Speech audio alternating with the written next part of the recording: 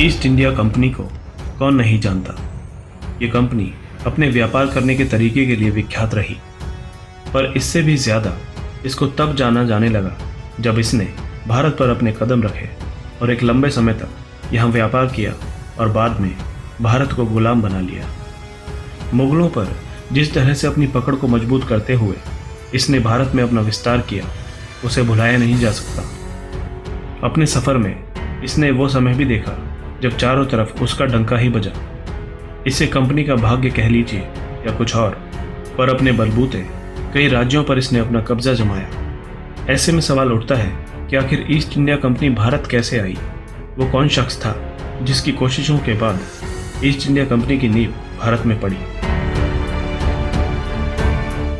सन 1600 के आसपास कुछ अंग्रेज व्यापारियों ने इंग्लैंड की महारानी एलिजाबेथ से भारत में व्यापार करने की अनुमति ली। व्यापार के लिए एक कंपनी की जरूरत थी, इसलिए ईस्ट इंडिया कंपनी नामक एक कंपनी का निर्माण किया गया। अगली कड़ी में पूरी तैयारी के साथ इंग्लैंड से 1608 में हेक्टर नाम का एक जहाज भारत के लिए रवाना किया गया। इस जहाज के कैप्टन का नाम था सर विलियम हॉकिंस। सबसे पहले सूरत के बंदरगाह पर जाकर यह जहाज रुका। उस समय सूरत भारत का एक प्रमुख व्यापारिक केंद्र हुआ करता था। हॉकिंस व्यापार की नीयत से ही भारत आया था, इसलिए उसने राजदूत के रूप में उस समय के सत्ताधारी मुगल बादशाह जहांगीर के पास जाकर हाजिरी लगाई। चूंकि वो इंग्लैंड के सम्राट का राजदूत बनकर आया था, इसलिए जहांगीर ने भारतीय परंपरा के अनुसार अतिथि का विशेष स्वागत किया। साथ ही उसे पुरस्कार देकर सम्मानित भी किया।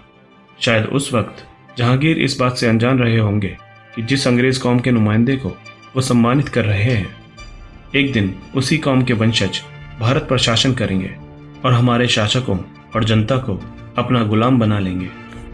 चूंकि अंग्रेजों के आने से पहले पुर्तगाली भारत आ चुके थे, साथ ही वो जहांगीर को भी प्रभावित कर चुके थे, इसलिए हॉकिंस के सामने सबसे बड़ी चुनौती ये थी कि वो पुर्तगालियों को अपने रास्ते से कैसे हटाए। इसलिए उसने जहांगीर को पुर्तगालियों के खिलाफ भड़काना शुरू कर दिया। शुरुआत में उसे समस्या हुई, लेकिन धीरे धीरे वह अपनी योजना में कामयाब रहा। यही नहीं, वह जहांगीर से कुछ विशेष सुविधाएं और अधिकार लेने में भी सफल रहा। बाद में जल्द ही हॉकिंस ने पुर्तगालियों के जहाज़ों को लूट लिया।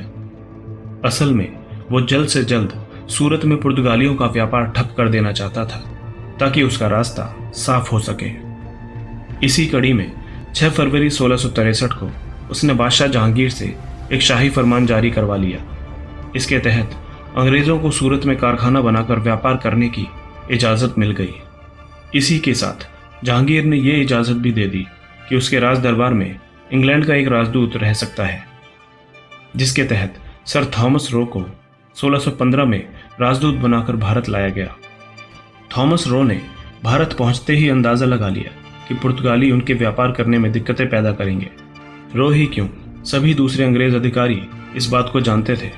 शायद इसीलिए थॉमस रो को भारत बुलाया गया था, क्योंकि वो अपनी कूटनीति के लिए पूरे ब्रिटेन में मशहूर था। उसके बारे में कहा जाता था कि वो इंग्लैंड की महारानी क्वीन एलिजाबेथ का काफ़ी करीबी था। अपनी जिम्मेदारी को समझते हुए जल्द ही रो ने अपना काम शुरू कर दिया। सबसे पहले उसने सारे मामलों को अच्छे से समझा और फिर अवरोधों को दूर करने की योजना बनाई। अपने आकलन में उसने पाया कि अगर उसे भारत में व्यापार करना है तो उसे दोबारा से एक शाही फरमान हासिल करना होगा। इसके लिए उसने हॉकिंस की मदद ली और जहांगीर के दरबार में पहुंच गया। वहां अपनी वाक कुशलता से वो जहांगीर को रिझाने में सफल रहा। अपने संवाद से वो जहांगीर को यह भरोसा दिलाने में भी सफल रहा कि अंग्रेज पुर्तगालियों से ज़्यादा ताकतवर हैं। वो न सिर्फ भारतीयों को ज़्यादा मुनाफे के साथ कारोबार कराएंगे, बल्कि उन्हें सुरक्षा भी देंगे।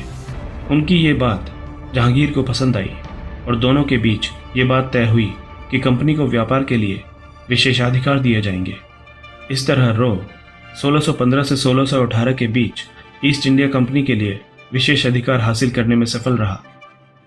ईस्ट इंडिया कंपनी को जैसे ही विशेषाधिकार मिले, उसने अपने कारखाने लगाने शुरू कर दिए। एक के बाद एक अहमदाबाद, बहरामपुर, आगरा और सूरत में फैक्ट्रियां खोल दी गई। बंगाल का इलाका समुद्र तट से लगा हुआ था, इसलिए उसे भी व्यापार के लिए चुना गया और यहाँ भी फैक्ट्रियों की स्थापना की गई। धीरे धीरे ईस्ट इंडिया कंपनी का वर्चस्व पूरे भारत में बढ़ता गया।